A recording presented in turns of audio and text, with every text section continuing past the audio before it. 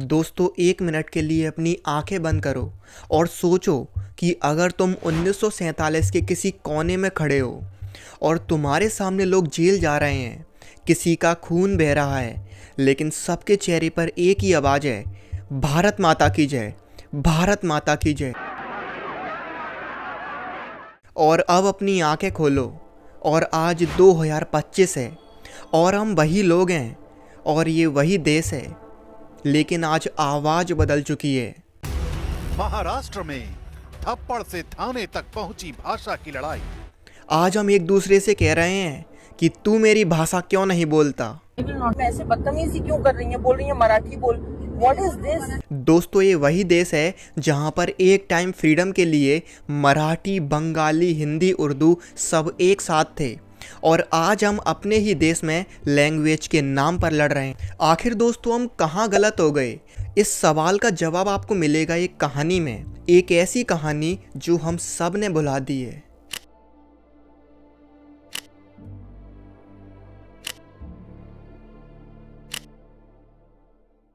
अब दोस्तों, कुछ दिन पहले की बात है, एक फ्लाइट में एक छोटी सी बात ने एक बड़ा हंगामा खड़ा कर दिया।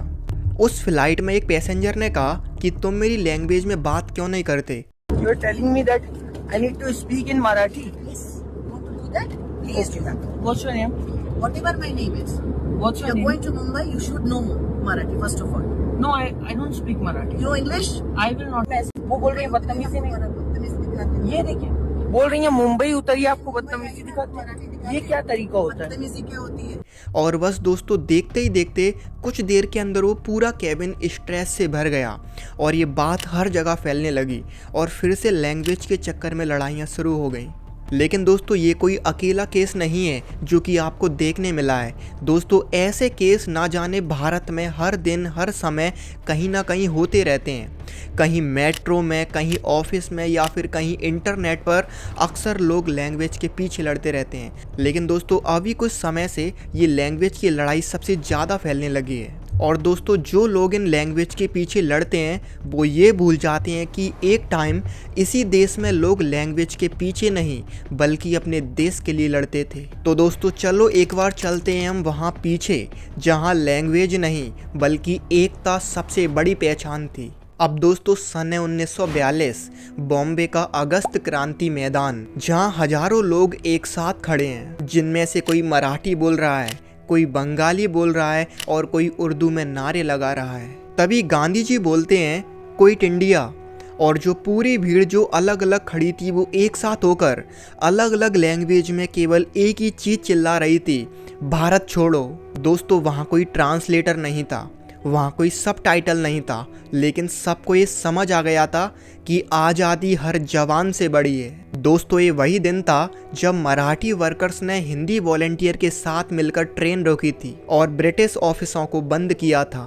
उस टाइम बंगाल के स्टूडेंटों ने दिल्ली तक मैसेज पहुंचाए थे और वहीं मद्रास से लोग आए थे फूड और फंड लेकर। दोस्तों, ये था भारत का असली चेहरा, जहां पर लैंग्वेज एक बैरियर नहीं जो कि लोगों के बीच में फूट पैदा कर दे, बल्कि लैंग्वेज एक ब्रिज था जिससे लोग एक दूसरे से जुड़ते जा रहे थे।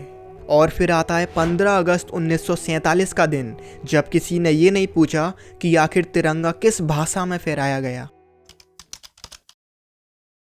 अब दोस्तों, जिन लोगों के द्वारा हमको आज़ादी मिली थी उन लोगों ने कोई अलग से सीक्रेट फॉर्मूला नहीं अपनाया था। उन्होंने केवल इन 3 चीज़ों को अपनाया था, जिनमें से सबसे पहली चीज़ थी कॉमन गोल, यानी कि सबका मकसद एक था और वो था आज़ादी। और वहीं दूसरी चीज़ थी म्यूचुअल रिस्पेक्ट, यानी कि वो कभी भी एक दूसरे की भाषा का अपमान नहीं करते थे, वो किसी की भाषा को नीचा नहीं दिखाते थे।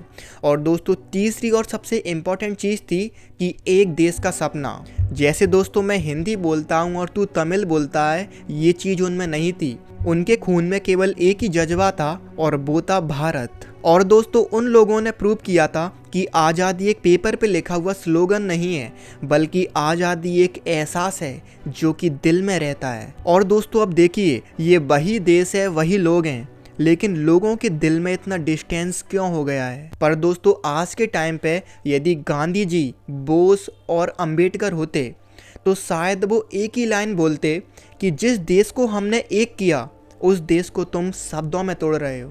और दोस्तों यदि आप भारत के नागरिक हो तो उस नाते यदि आप एक तरह से देखोगे तो जो ये लैंग्वेज को लेकर छोटी छोटी लड़ाइयाँ हो रही हैं, इन छोटी छोटी लड़ाइयों ने हमारी सोच भी बहुत छोटी कर दी है। सोचिए दोस्तों, जो देश अखंडता के लिए जाना जाता था आज वो इन छोटी छोटी भाषाओं के चक्कर में टूटता जा रहा है। और दोस्तों जो लोगों की छोटी सोच होती जा रही है इसका आपको परिणाम भी अभी देखने को मिल सकता है, क्योंकि दोस्तों हम सभी के बीच में एक अच्छा कम्युनिकेशन बंद हो चुका है, एक दूसरे के लिए ट्रस्ट खत्म हो चुका है और दिल में रिस्पेक्ट कम होती जा रही है। दोस्तों एक बात सोचकर देखिए, एक एग्जाम्पल के लिए यदि आज के टाइम पर भगत सिंह और सुभाष चंद्र बोस होते और उनके बीच में एक व्हाट्सएप ग्रुप होता तो शायद उन लोगों ने कभी ये बात नहीं कही होती कि भाई तू बंगाली है और मैं पंजाबी, और यदि तू इस ग्रुप में बंगाली में मैसेज टाइप करेगा तो मैं इस ग्रुप को लीव कर दूंगा। बिकॉज दोस्तों they had bigger thing to fight for, उनके पास लड़ने के लिए एक बड़ा लक्ष्य था और हम इन छोटी फाइटों के चक्कर में अपनी सोच को भी छोटा करते जा रहे हैं। अब दोस्तों सवाल ये नहीं उठता कि आखिर कौन सी भाषा बड़ी है, सवाल ये उठता है कि आखिर हमारे दिल कितने बड़े हैं। इसलिए दोस्तों अगर हम चाहें तो आज जो ये भाषाओं के चक्कर में लड़ाइयाँ हो रही हैं ये लड़ाइयाँ कई हद तक कम हो सकती हैं, बस हमको कुछ आदतें सीखनी होंगी जो ये सब कुछ बदल सकती हैं। और दोस्तों उनमें सबसे पहला काम हमको ये करना होगा कि आप जब भी किसी दूसरे स्टेट के लोगों से मिलो तो आपको उस दूसरी स्टेट की भाषा का कम से कम एक शब्द तो आना चाहिए। यदि आप किसी तमिल बोलने वाले व्यक्ति से मिलो तो आप बना कम बोल सकते हो, और यदि आप किसी कन्नड़ और मराठी वाले व्यक्ति से मिल रहे हो तो आप नमस्कारा कह सकते हो, और यदि आप किसी गुजराती से मिलते हो तो केम छो बोल सकते हो। बस दोस्तों यही काफ़ी है। और दोस्तों इसके बाद जो दूसरा काम करना है वो ये है कि जब भी कभी आर्ग्यूमेंट हो तो पहले सुनना सीखो, उसके बाद बोलना। और दोस्तों तीसरी बात हमको याद रखनी है कि गांधी जी ने कहा था unity to be real must stand the severest strain without breaking, यानी कि सच्ची एकता वही है जो सबसे बड़े तनाव में भी नहीं टूटती। और दोस्तों आज वो स्ट्रेन, वो तनाव हम पर है। अब देखते हैं कि हमारी यूनिटी टिकती है या फिर टूटती है। अगर दोस्तों 1947 में यदि उन लोगों ने भी भाषा के चक्कर में लड़ना शुरू कर दिया होता तो आज भी 100% हम अपने देश में किसी और का झंडा लहराते हुए देख रहे होते। दोस्तों हमारे पूर्वजों ने खून दिया और हम केवल कुछ शब्दों के पीछे लड़ मर रहे हैं। इसीलिए दोस्तों शायद वक्त आ चुका है अपनी जुबान बदलने का नहीं, अपने नज़रिया बदलने का। इसलिए दोस्तों इस वीडियो को आप शेयर करो जिससे छोटा सा मैसेज लाखों भारतीयों के दिलों तक पहुंच सके, क्योंकि दोस्तों हम केवल एक भाषा बोलते हैं और वो भाषा है भारत।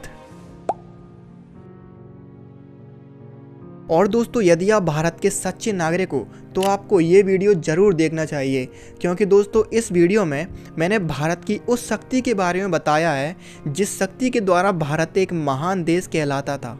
किस तरह से इस भारत देश में एक छोटा सा बच्चा पढ़ लिख कर एक संपूर्ण इंसान बनकर निकलता था, और उसी देश में आज उसी देश का बच्चा दिन पे दिन बर्बाद होता जा रहा है। तो दोस्तों आज के लिए केवल इतना ही। उम्मीद है ये वीडियो आपको बहुत अच्छी लगी होगी।